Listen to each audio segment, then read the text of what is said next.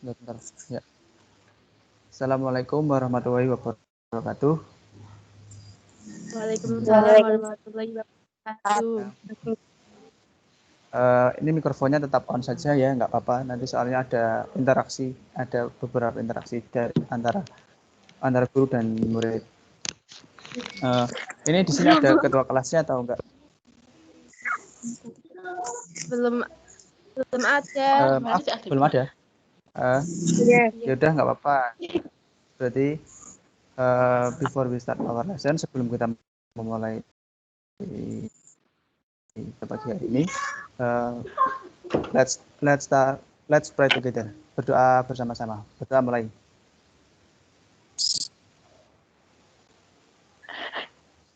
Ya, sudah selesai. Suara saya jelas sudah? Jelas. Ya. Ya, sebelum saya mau memulai materi pada pagi hari ini atau pertemuan kali ini, saya mau nanya kepada kalian, pernahkah kalian menanggapi sesuatu kejadian kayak misalnya ini online learning atau belajar di rumah ini, kamu pernah mempunyai argumen tentang ini atau belum? Kamu mempunyai argumen tentang belajar dari rumah ini atau menurut kalian setuju atau enggak? Maksudnya kalian pro dengan daring ini atau kalian kontra dengan daring ini? Kontra. Tahu daringnya? Tahu. Ya.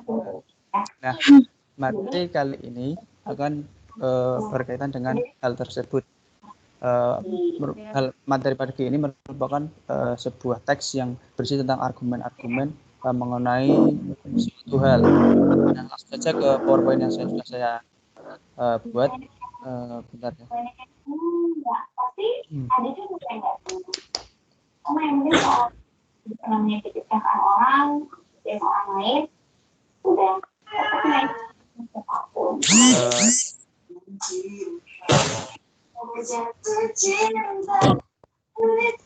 Bentar, ini masih mau buka.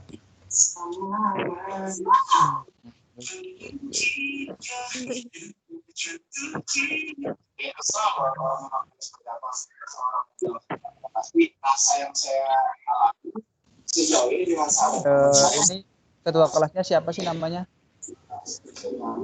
Syahrul Hamdani. Ketua kelasnya di kelas 11 IPS 2 siapa? Syahrul Hamdani. Oh, enggak join ya? Enggak ikut sini. Iya. Iya. Ya udah enggak apa-apa. Yang penting perwakilan dari tiap kelas dari kelas IPS 2 ini ada. Itu tunggu sebentar masih.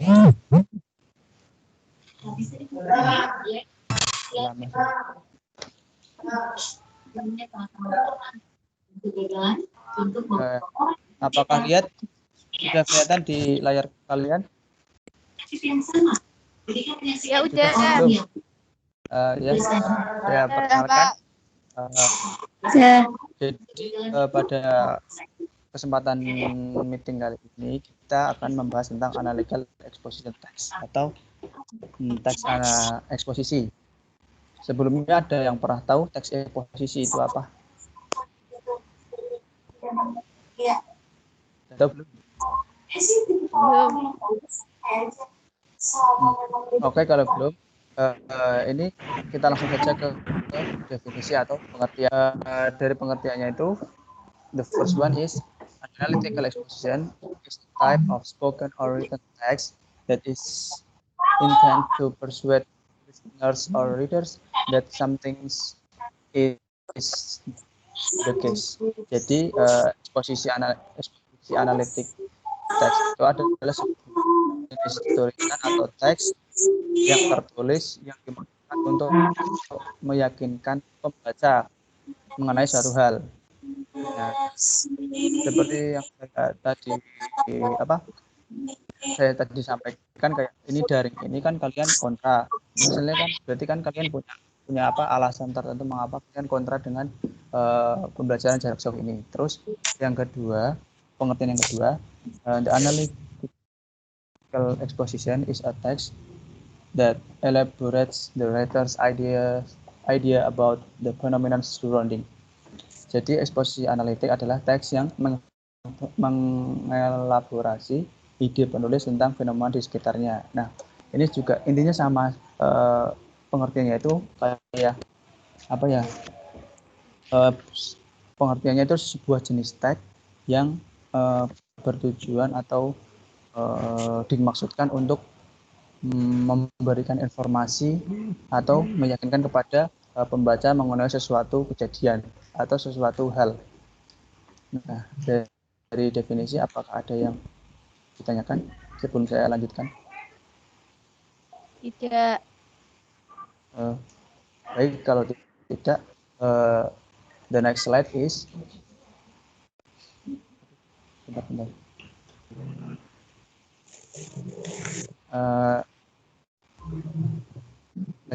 Selanjutnya adalah what is the social function of exposition text, atau fungsi dari exposition text ini, yaitu its social function is to persuade the reader that the idea is important matter. Jadi tujuannya itu untuk menjelaskan informasi tertentu agar bisa menambah ilmu pengetahuan pembaca, sehingga dengan membaca teks ini maka pembaca akan mendapatkan pengetahuan mengenai sesuatu hal dengan rinci. Jadi secara garis besarnya teks eksposisi ini ada bertujuan untuk mengedukasi atau memberikan informasi kepada pembaca mengenai sesuatu hal secara rinci kayak gitu. Nah, itu dari tujuannya. Paham? Do you understand about the social function of exposition text? Atau ada pertanyaan? Any question?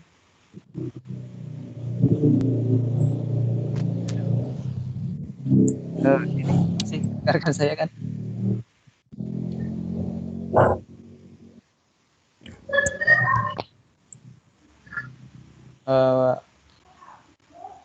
Apakah ada pertanyaan?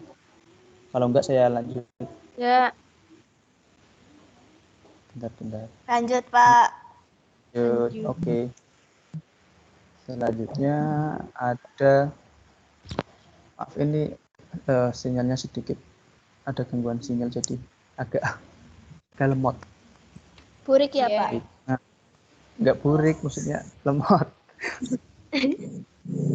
Terus selanjutnya ada generic structure of analytical exposition. Ya, nggak apa-apa. Ya, generic structure ini kayak apa ya? Susunan dari teks eksposisi. Yang pertama ada tesis. Tesis ini the introducing the topic and indicating the writer's point. Jadi point of view.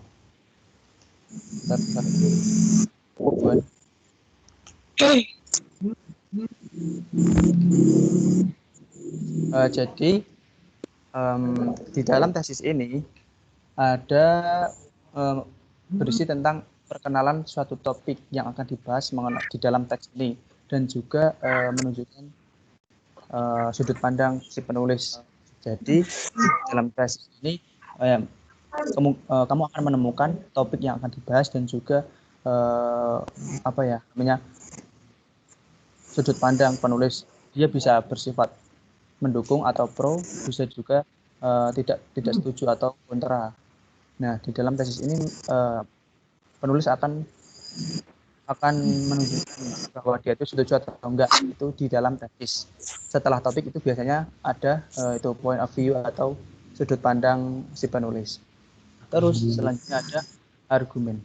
Argument is explaining the argument to support the writer's position. The number of argument may vary, but each argument must be supported by evidence and explanation. Jadi di dalam argumen ini adalah beberapa pemaparan penjelasan mengenai mengapa dia pro, mengapa dia kontra. Yang di dalam tesis kan tadi sudah saya jelaskan ada pro dan kontra. Nah, itu di argumen ini dijelaskan mengapa dia pro, terus mengapa dia kontra kayak gitu. Disertai dengan bukti-bukti atau alasan yang kuat. Terus yang terakhir dari susunan atau generic structure-nya ada reiteration. Restating the writer's point of view to strengthen the thesis, we can use the following phrase to make conclusion in reiteration. Jadi di dalam reiteration ini menyatakan kembali dia itu setuju, dia itu tidak setuju itu gini. Terus juga di dalam reiteration ini biasanya si penulis menambah konklusi atau kayak garis besarnya dari teks tersebut. Nah, dari generic structure ada yang bingung bisa ditanyakan kalau masih belum paham sebelum menjerumus ke dalam. Kalau tidak ya saya lanjutin. Gimana? Ada pertanyaan? Next, Pak. Oke, selanjutnya yaitu karakteristik atau ciri-ciri dari teks eksposisi ini. Yang pertama, teks ini menggunakan relational process. Yang kedua, menggunakan using internal conjunction. Relational process itu suatu proses yang relasi bertahap ya gitu. Terus yang kedua itu relasi itu saling berhubungan. Terus yang kedua ada using internal conjunction, menggunakan konjungsi internal atau kata hubung internal. Yang ketiga, using casual conjunction, yaitu menggunakan hubungan kasual. Terus selanjutnya ada using simple present tense. Tentu saja menggunakan simple present tense karena teks ini menceritakan waktu kejadiannya sekarang, tidak di masa lampau, tidak yang akan datang. Terus selanjutnya using compound and complex sentence, menggunakan kalimat majemuk dan kalimat kompleks.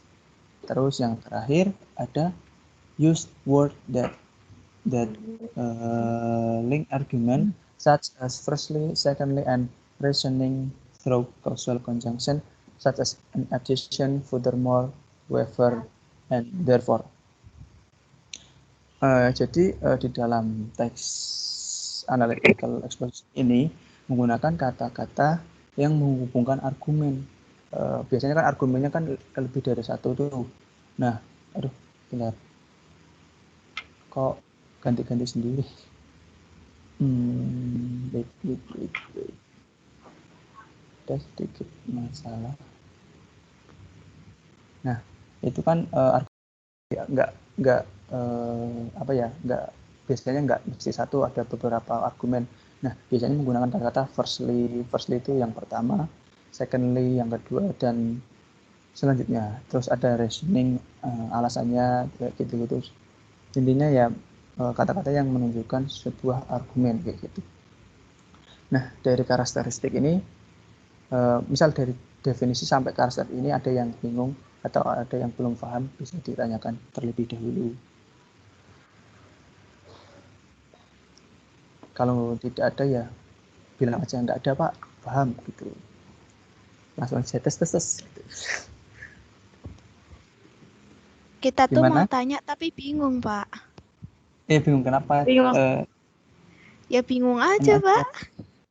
Ya maksudnya tanya yang di bagian ini dulu, nanti tanya yang lain ya nanti aja kalau udah selesai pelajaran. Maksudnya dia tanya bagian apa? Atau dilanjutin dulu sampai selesai? Ini tinggal 3 slide lagi. Lanjutin aja. Ya udah, lanjut ya. Nah, kan tadi saya telah menyampaikan bahwa di akhir dari teks eksposisi ini ada konklusi atau conclusion dalam bahasa Inggrisnya.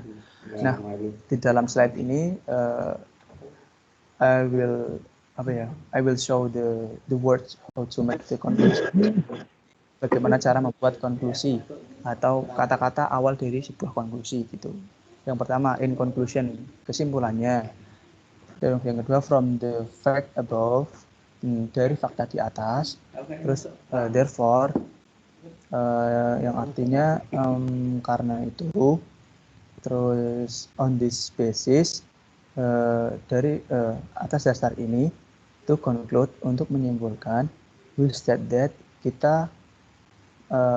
kami menyatakan itu. Terus on the wall, secara keseluruhan, we conclude that kita menyimpulkan bahwa. Terus yang terakhir, from the statement, dari pernyataan itu, terus kan disambung itu konklusinya atau kesimpulannya. Terus nah itu semua merupakan kata-kata awalan dari sebuah konklusi. Terus selanjutnya, lanjut ya. Halo, Halo, lanjut. lanjut Pak. Next, Pak, next. Terus nah ini merupakan contoh. Mungkin kalian belum pernah ya, atau mungkin sudah pernah tapi belum tahu teks eksposisi itu. Nah, ini merupakan contohnya. Contohnya ini the importance of having breakfast, itu judulnya, yang artinya pentingnya bersarapan. Itu kan sudah ada gambar tesis, argumen, reiteration. Nah, itu kan tadi yang sudah saya jelasin, itu merupakan apa? Tesis, argumen, reiteration itu merupakan, ingat nggak? Halo? Hai. Itu ingat nggak? Tesis, argumen, reiteration itu merupakan apa dari exposition text? Itu yang lain kenapa mikrofonnya off? Kan tadi gitu. Kalau nggak inget ya nggak apa-apa, bilang aja lupa. Nggak inget. Lupa. Lupa, Pak. Lupa, Nah, Pak. ini tuh merupakan Ya, Pak. dari bagian atau generic structure atau susunan dari exposition text. Kan tadi yang pertama kan ada tesis. Nah, di tesis ini kan saya sudah bilang tadi ada topik, ada sudut pandang si penulis. Nah, di dalam teks ini, di dalam contoh itu, yang kalimat pertama, in a busy morning, people tend to skip their breakfast. Jadi topiknya itu breakfast atau sarapan. Terus sudut pandangnya ini, actually there are many benefits of having breakfast. There are two reasons why it is important.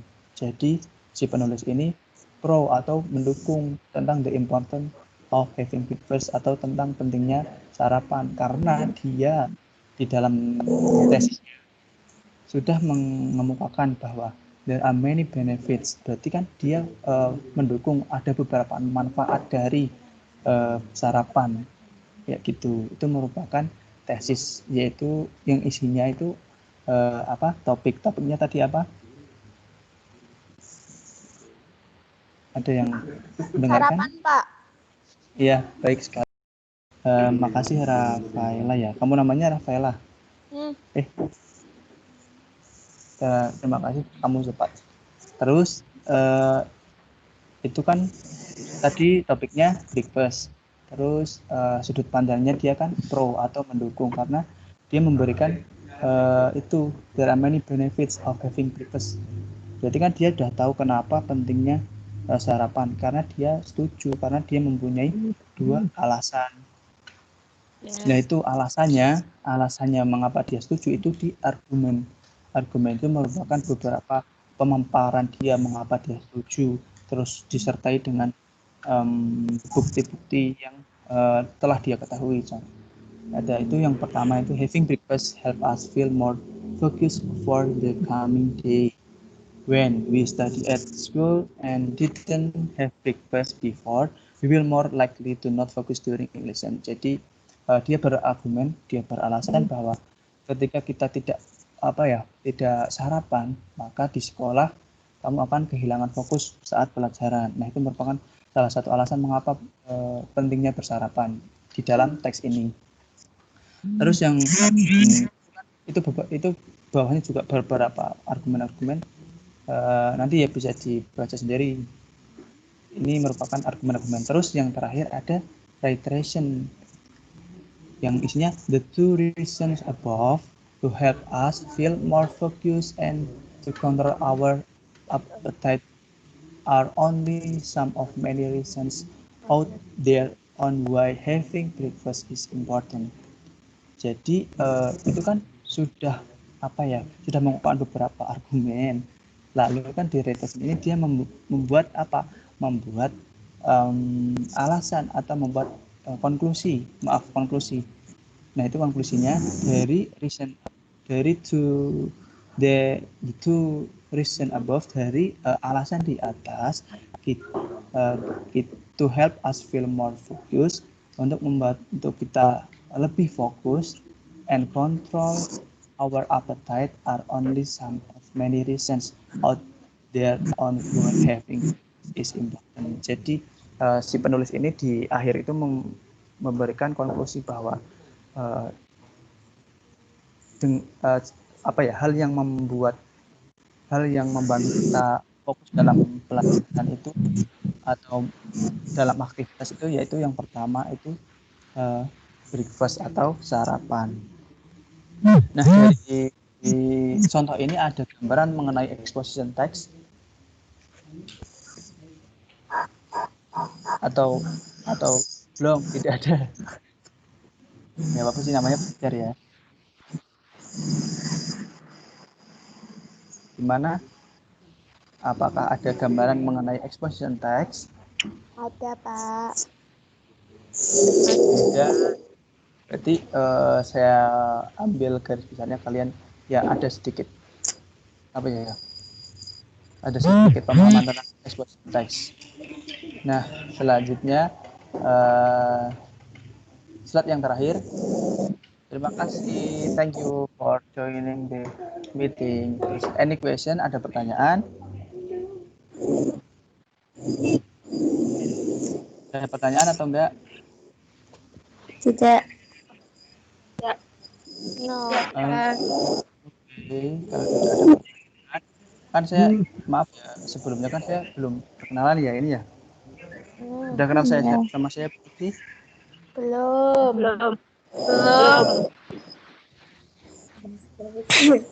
Oke, nama saya Diki Mai Antoni, bisa dipanggil Kak Diki, Pak Diki, terserah, tapi jangan Pak deh kayaknya, Kak saja deh.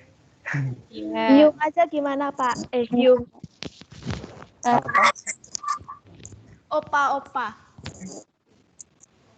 Kok Opa? Gimana? Aku nggak paham. Gimana maksudnya? Enggak, Pak. Next, lanjut. Iya. Pak. Saya dari Subah ya. Tahu Subah? Tahu. Ada yang dari Subah. Tahu dari Subah sih, ul kayak ul. Oh iya, yang dari Subah berarti. Ya. Ada, Pak. Ada, Pak. Ada, Kak. Ada Yung. Saya dari Universitas PGRI Semarang. Jadi saya di SMA Negeri 1 Bandar ini melakukan magang atau PPL selama 45 hari. Jadi ya saya sementara menggantikan Pak Hadi, kan ini guru mampelnya Pak Hadi kan? Iya. Tidak. Pak. Terus Subahnya ya, Mas. Kemiri Barat, tahu kan? Tahu. mau ngapel Pak Ul. Apa sih?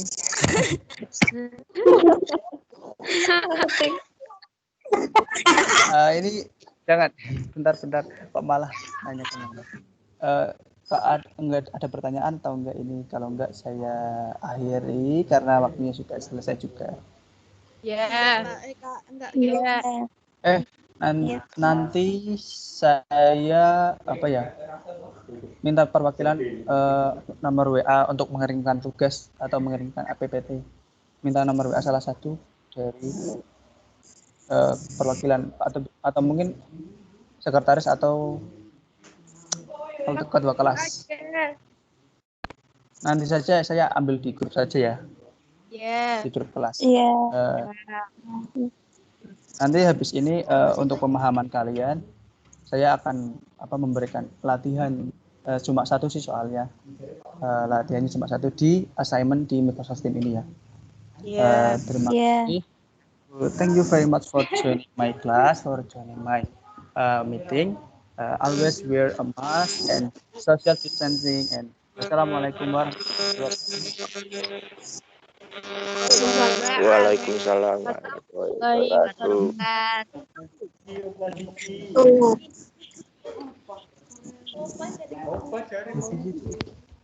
Please stop.